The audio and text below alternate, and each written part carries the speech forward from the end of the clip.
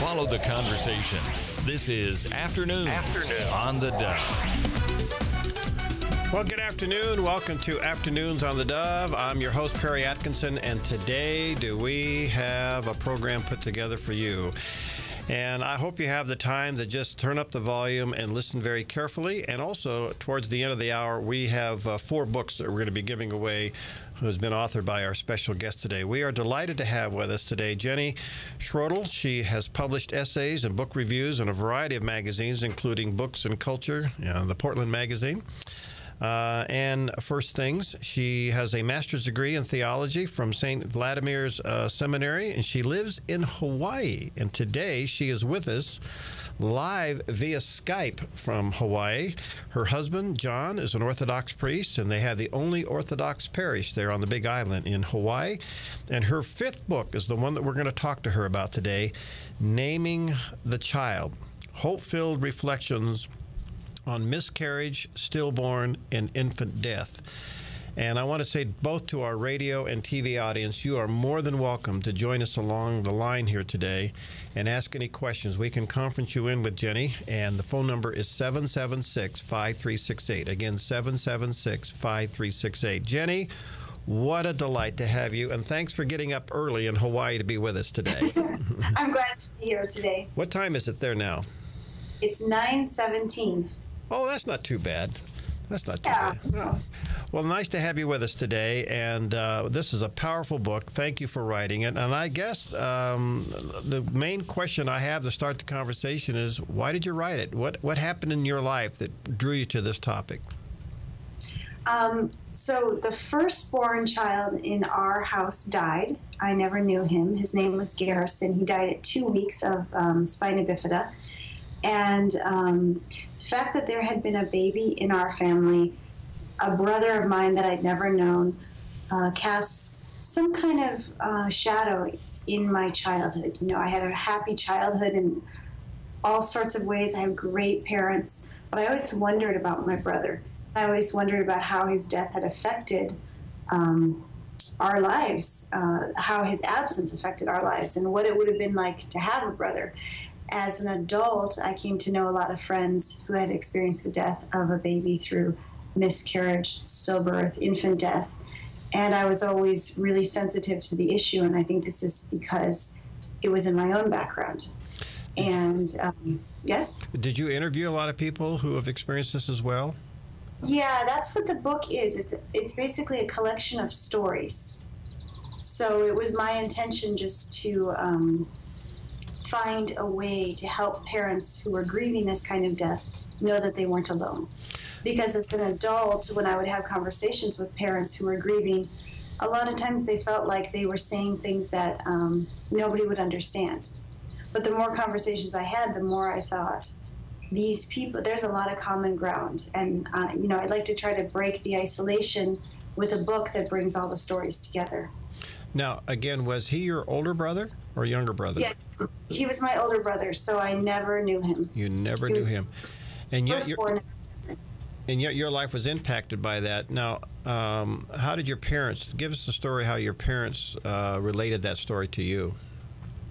Well, Garrison's story is really, really tragic, and it's one of the stories that happened, especially in the 1970s. It's become, hospital practices are increasingly good in this country, but when my parents gave birth to Garrison, 1973, he had spina bifida, and he was, in really, really bad shape. And the doctors told my parents to just leave him in the hospital to die. And my parents didn't know what to do. They were grieving, and they did what the doctors told them to do. And so that was a wound that they've had all these years, that they weren't able to care for him as he died. And I think that was pretty common practice in the 70s. I can't imagine that pain. So how long did your brother live? 2 weeks. 2 weeks. All right. So now part of your book deals with naming the child. And so in your case, your brother was fully born and received a name. But how did you come up with the subject of naming the child, it assumes that perhaps you would name a child that maybe didn't experience any life at all. Yeah, especially in cases of early miscarriage, a lot of times women experience the death of their babies before other people even know that they're pregnant. And in those cases, the babies often aren't named. And without a name, other people are unable to acknowledge the reality that a real death has occurred. A woman, oftentimes if a woman says, I've had a miscarriage, people think of it in a much less, they think of it with a lot less sensitivity than they would if somebody said, my baby has died. My baby named, Samuel has died. So, for one thing, naming the child creates a possibility for other people to understand the very real grief. And I believe that, a death is a death, no matter when it occurs. It doesn't matter if you were only pregnant for 1 week or 12 weeks. The grief can be as significant as a person who's had a baby that dies at a year for the parents. And so to make that person real to others, the name is significant. And then the name is also significant because it speaks to who God is. In the book of Jeremiah, it says that we're known even from our mother's womb. We've been called by name. So what I believe is that God actually names our babies, and that we as parents, we discern the name. But these babies are named, and they deserve the honor of having a name, no matter how short their life is. And I also believe that the relationship is endless. So once your baby has a name, you can begin to talk about your baby. You can anticipate meeting your baby. Jenny, this certainly hasn't been the practice in the past. In the past, when a miscarriage occurs, it's a medical procedure. It's done. You're out of the hospital. At least that's been the practice in the past. So to bring this back into full focus, especially the reference that you gave out of Jeremiah, that this child was known by God, even though it wasn't known by you, is an incredible thing. So to name the baby is really, I'm trying to think of the right way to express it. To me, it's just really an emotional attachment that I never thought of before by naming that baby. Yeah, and a lot of times for the parents, it's a really big step in the grieving process, because many parents who experience an early miscarriage, also, I think later on we may talk about abortion, but also women that have had an abortion, those babies are typically not named. And it's often years later when parents realize that the grief is so deep and they can't move forward, that naming the child is the one thing that allows them to begin to move forward in their lives. Okay, so post-abortion syndrome being what it is, I'm assuming that by even going back after maybe years later, giving the baby a name is part of the grieving process and the healing process. Yeah, I think, it's really important. We had, one thing that I'd like to mention is that on October 15th is an event called the International Wave of Light. And all over the world, parents light candles for babies that have died in the womb. And they light it at 7 o'clock in their own time zones. So, here in Hawaii, we're 3 hours earlier than you. So what happens is there's a continuous wave of light that spreads around the globe in honor of all these babies. But here at our church this year, we lit candles for babies. And we actually lit 96 candles, and we had their names next to the votives. And this was really significant for parents who had abortions in particular, but also miscarriages, because in those cases, these names have never been public. Nobody's heard the name. They've never seen their baby's name written down. And it's a way to say, this child was real. This child continues to have a life with God, and you'll know this child again. Jenny, the subject of infant death is I don't know if we can properly process in our mind and our heart how painful that can be. Where it maybe hasn't happened in my immediate family, I've been with families where they've experienced this, and the culture seems to just want to quickly get it away. And I know that from doing interviews in the past of women who've suffered post-abortion syndrome, this is an incredible emotion they carry. And I can't imagine that after a baby is fully born and then have it die, your brother only 2 weeks old, others that may live for a couple of days or a couple of hours or maybe even a couple of months, that it's such an emotional tear. Do we handle this grieving process correctly? I would say in general that Americans are some of the worst grievers, if that is the word, grievers. Yeah. We are the worst at grief, perhaps in the world. I don't know. I mean, it's typically these.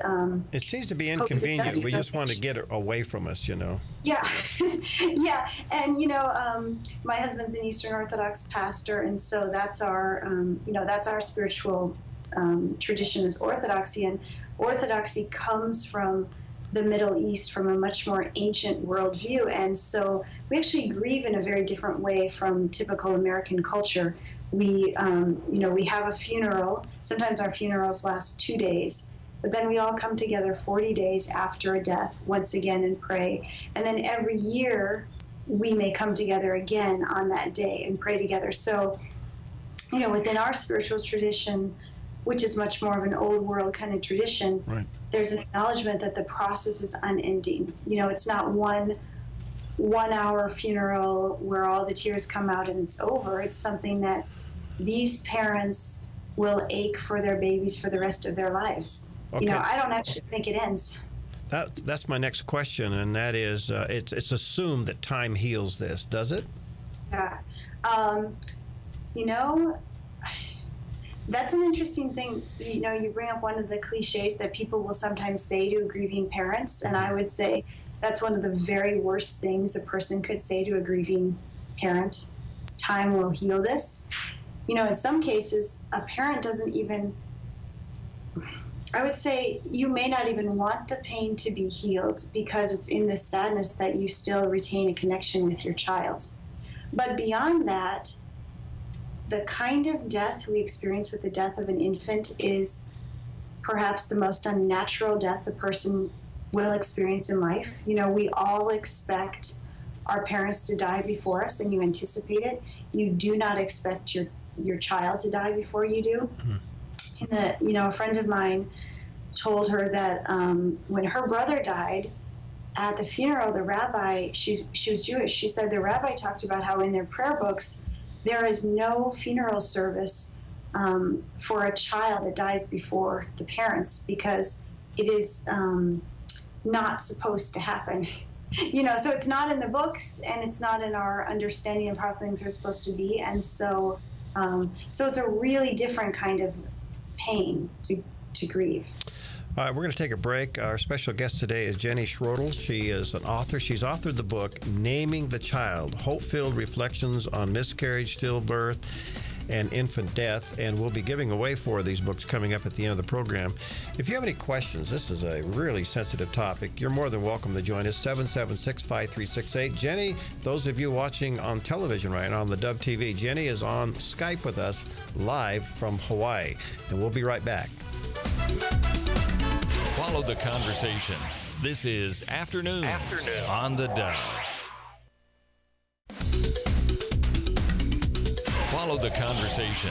This is Afternoon on the Dove. We're back, and our special guest today in Hawaii, live from Hawaii. We're delighted to have with us Jenny Schroedel. She's authored a book called Naming the Child, Hope-Filled Reflections on Miscarriage, Stillbirth, and Infant Death. And if you're watching on the Dove TV right now, you can see the book, and those listening on radio, be listening because we have 4 of these books to give away coming up in a few moments. And if you'd like to join the conversation, the phone number is 776-5368. Jenny, as I thumbed through your book and looked at some of the things that you interviewed a lot of people, and what I'm sensing from all of this, that those of us who are trying to comfort somebody who's lost a child, whether through miscarriage, stillbirth, or infant death, that we really don't have the right words to say down. We just say the flippant things. Oh, time will take care of that. You'll be okay in the long run. We say those kinds of things. And what I'm sensing from you is maybe the best thing to say is nothing. Just be there.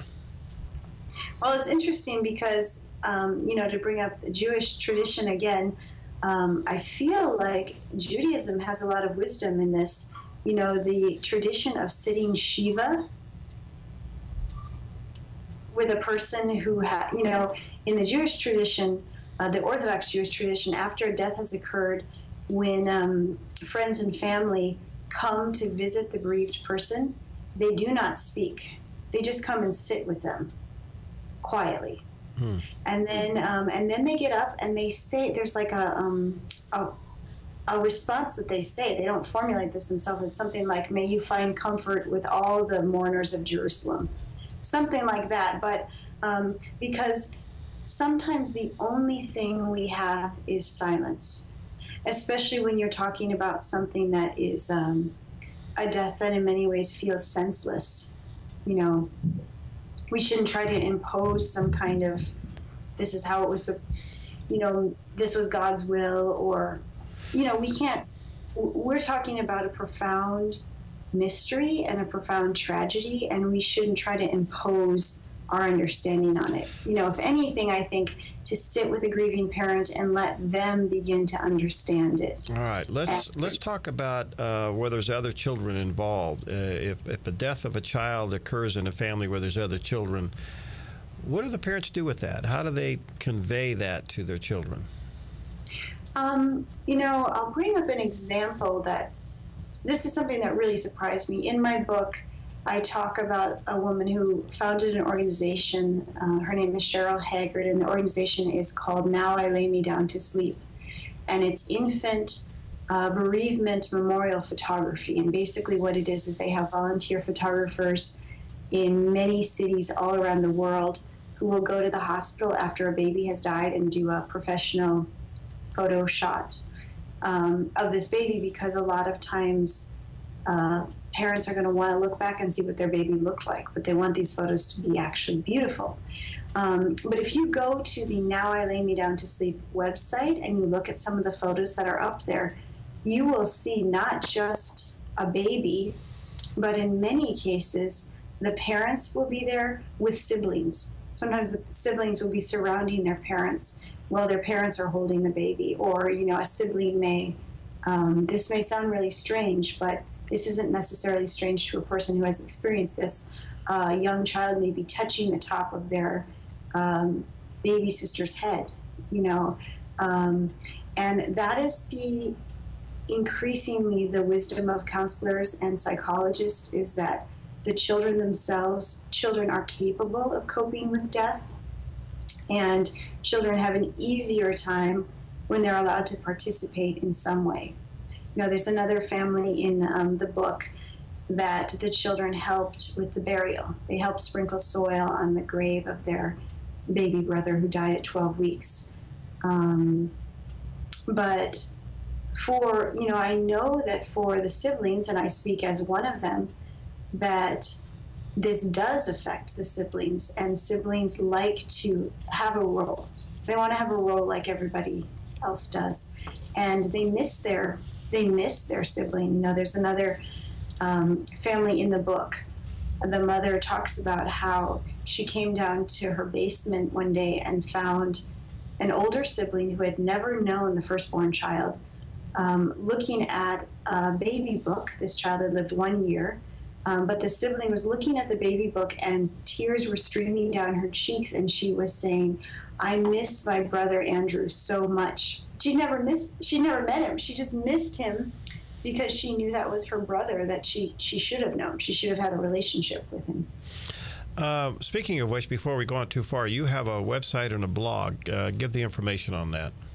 Okay, so my blog is just www.jenschroedel.com, and the website is namingthechild.com. Namingthechild.com. You talk about the forbidden room. What is that?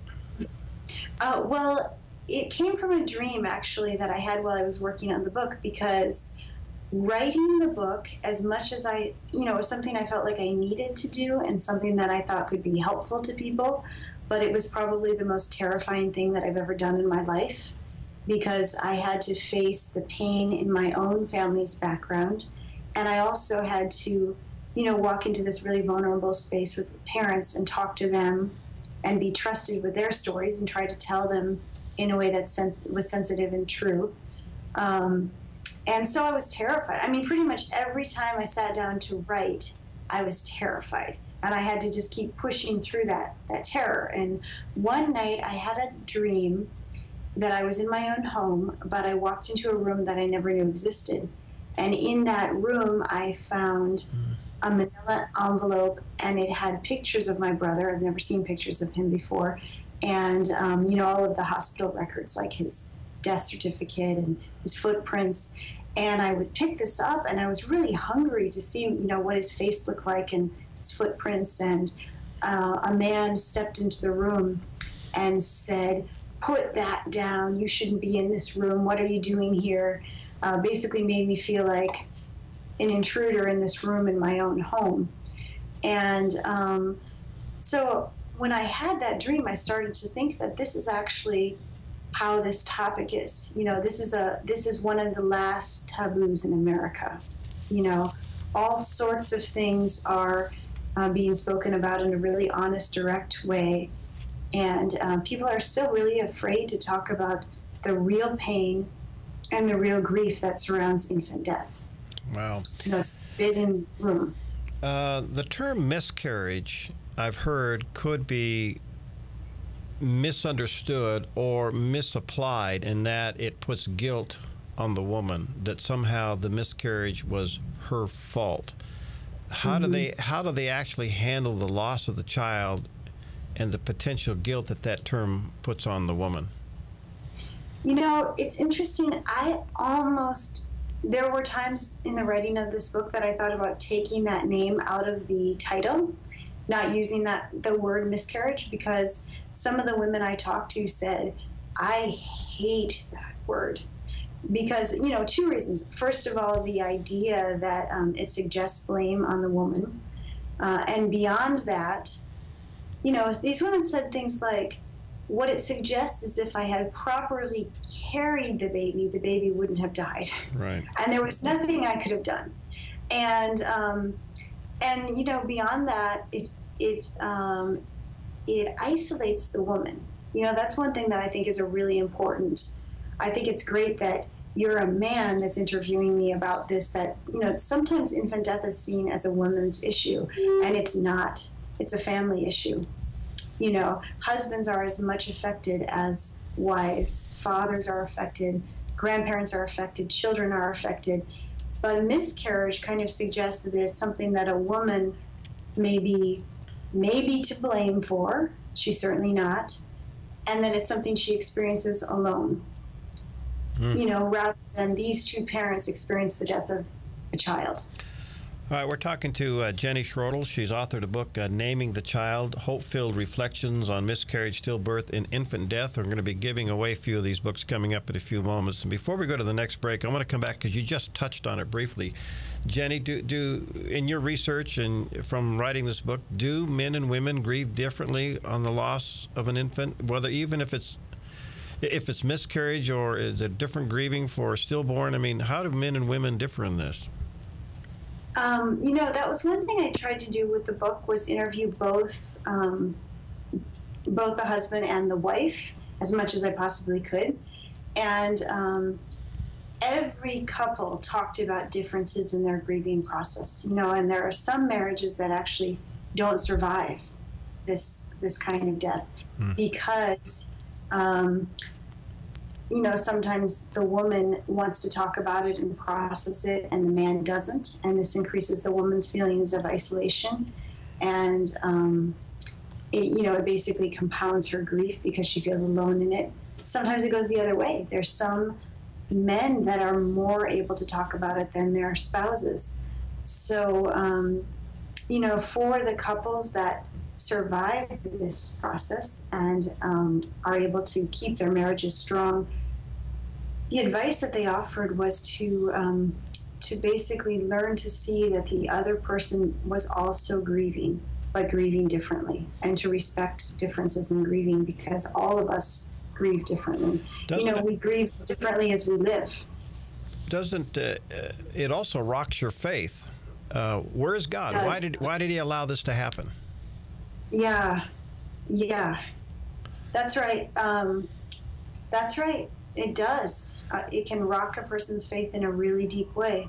And in the book, I didn't limit the interviews to couples that are Christian. Actually, I interviewed couples. I interviewed anyone who had a story that they wanted to share with me, basically. And my idea was that then anyone could pick up the book. A Christian person could, a Jewish person, an agnostic person. Anyone could pick it up and find something of their own story in it. But what was surprising to me was that even people who didn't have a clearly defined idea of God, agnostic people, for example, talked about mysterious things that surrounded the death of their child. And from a Christian perspective, what I interpreted was that God was coming to them in the midst of their pain. But there's not one story in the book that doesn't have something hopeful and surprising. And I think that's a really important thing to realize about grief and about death, and even about the worst kinds of death, that, God comes to us, and he comes to all of us. He comes to the people that love him as well as those that don't yet know him. He is always trying to break through this world and offer us consolation, and also give us a glimpse of a life that's much bigger than this life that has so much death in it. Well said. Let me take one more break. We'll be back in just a moment. We are delighted to have with us today Jenny Schroedel. She's authored a book, Naming That Child, Hope-Filled Reflections on Miscarriage, Stillbirth, and Infant Death. And a powerful and emotional topic. If you have any questions or comments, you're welcome to join us at 776-536-8.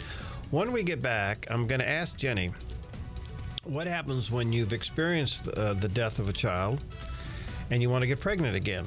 What's on the mind of the mom and the dad? We'll be right back. Follow the conversation. This is Afternoon on the Dove.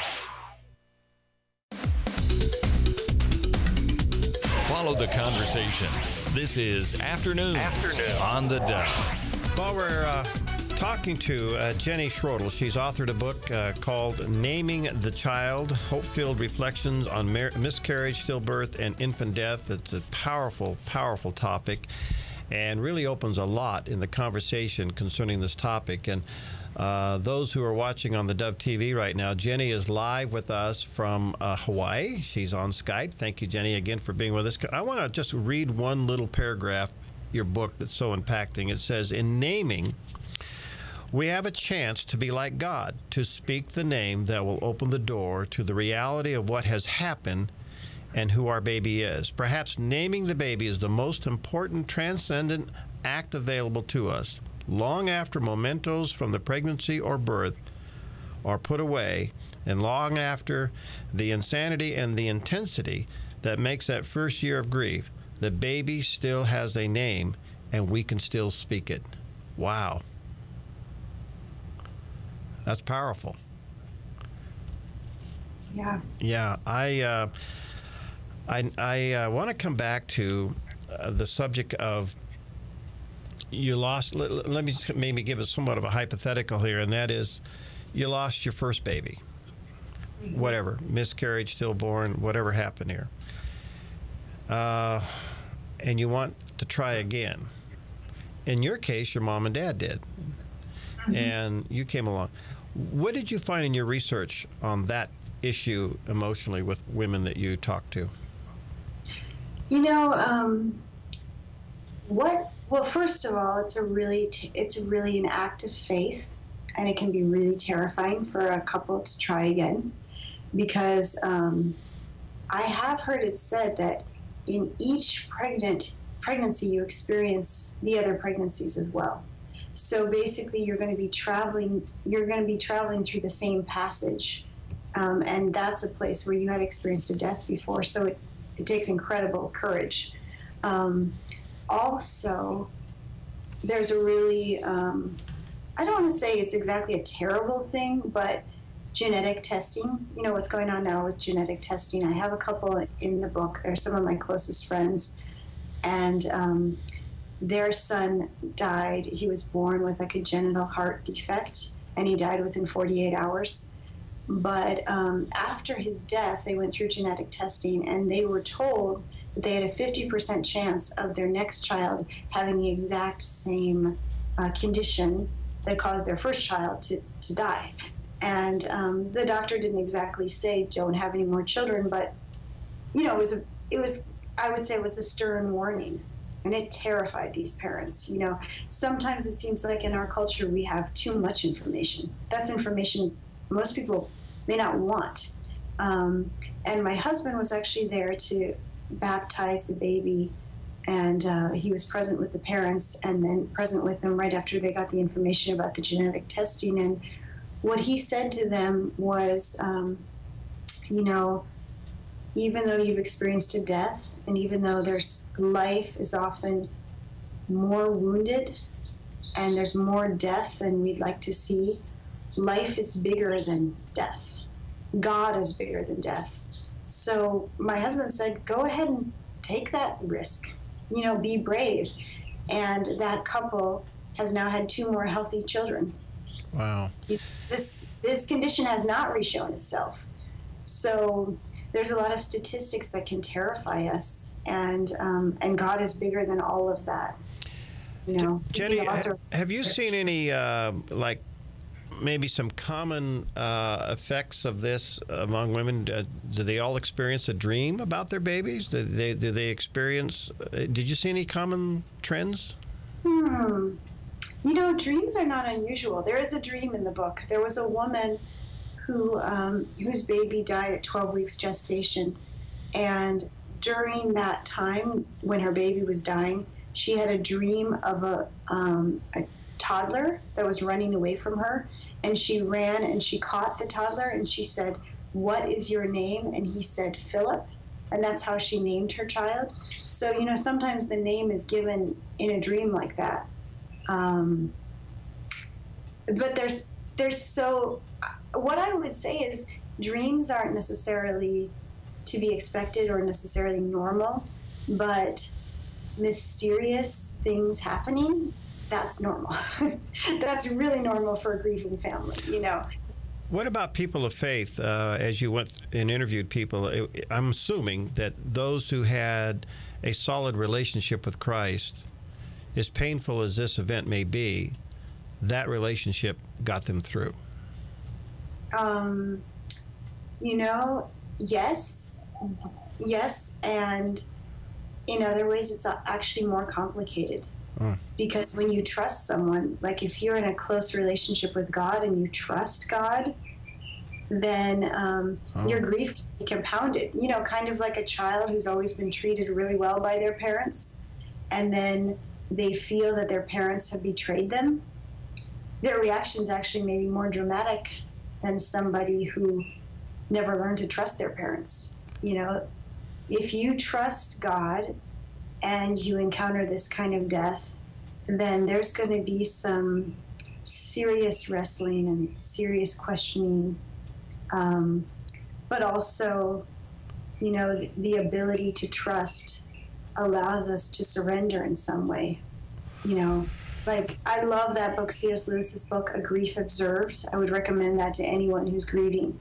But he talks about how all of, you know, after his wife Joy died of cancer, how he kept pounding on the door and feeling like God was on the other side of this door and God was silent. And, you know, for C.S. Lewis, a person of incredible faith, the death of his wife, I think he wouldn't say it was easier to survive because of his faith. Well, that's beautifully said. I guess you being a pastor's wife and your husband, and those of us who are in ministry, you have you've kind of put my brain on tilt here, because I don't know what I would say now, knowing that first of all they lost a child, and then to say trust God when that trust appears to be broken, or why did he allow this to happen? Why me? I mean, the one person I put my trust in, where is that trust now? I mean, I don't know what I would do as a pastor. I don't know what I do as a minister to speak into somebody's life after that has happened. You know, I think the very best thing that a friend could say or a pastor could say is, tell me about your baby. Did you name your baby? What were your dreams about the baby? To offer the parent an opportunity to talk about this person that they love is the best thing you can do. Because a lot of unanswerable questions. We can't answer, you know, I think we shouldn't try to answer questions that are unanswerable. Well said. Most of our discussion has been wrapped around very early child death, whether it's a miscarriage or a stillborn, or maybe a very young age like your brother, which is only 2 weeks old. What about children a little bit older, whether they die through a terminal disease or maybe killed in an accident? Is there a difference when they're a little older? You know, I'm sure there's a difference, but I had a really interesting conversation with a man here in Hawaii whose wife had died. And he said, the experience of grieving has taught me that there's no measuring stick for grief. He said, I can't hold my grief up to somebody else's and say, actually, it's more painful for me that my wife died than that your brother died. I noticed that amongst the parents that have experienced the death of a baby, whether their baby died at a year or whether they experienced a death of a baby in early pregnancy, they were very cautious about ever saying that their grief was more. You know, a parent that's had a baby with them for a year is unlikely to minimize a miscarriage because they realize they had a year of memories with the child. You know, there are certain gifts that are given, and there are certain. It's just different. It's all equally real. Yeah. Before we run out of time, and again, we're going to give away 4 of Jenny's books here in just a moment. Jenny, the bottom line to what you're saying here is, especially in miscarriage and stillbirth, that baby is given a name, and that baby is recognized as a human being. Do anniversary celebrations like the birth or recognizing the death date, do we put those days in our calendar? You know what? I'm so glad you brought that up. That's a really important thing. And most of the parents in my book do. You know, there's one family that the baby died at a year of meningitis, and they celebrate his birthday every single year as a family. They actually have a cake. And on that day, they have a tree with Christmas lights, and they turn the lights on, and they keep the lights on for several months from that day. But the fact is that whether or not you mark the anniversary with celebration, with prayers, with a ceremony of some sort, the mother especially will feel it in her body. You know, our bodies know when we come into the time that we experience this kind of death. Our bodies remember.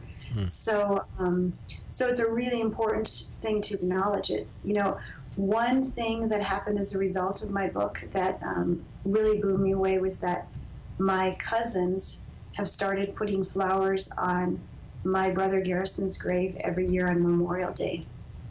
And they've snuck into the cemetery just before my parents go. You know, they read in the book that my parents go every year. So they beat my parents to the grave, and they put flowers on the cemetery. And they've done this every year since the book's been out. I would say that's the kind of thing that will always be appreciated. I would say don't be afraid of increasing the grief by acknowledging it, because the grief is there. Whether you acknowledge it or not, it's there. So to do something like that can be profound and healing for people. Jenny, absolutely fascinating. Thank you for being with us, and thank you for taking the time to deal with this topic. And we're going to give away 4 of your books, Naming the Child. And again, your website for those, Jenny, who want to correspond with you and your blog. It's www.namingthechild.com. And I'm also on Facebook, Jenny Schroedel. So that's a great way to, you can friend me on Facebook, and I'd love to be in conversation. Okay, and that's Schroedel, Schroedel. Jenny, thank you. God bless you. And we still left you enough time to get back on that beach today. Thanks a lot. All right, Talking to you. All right, God bless you and Father John.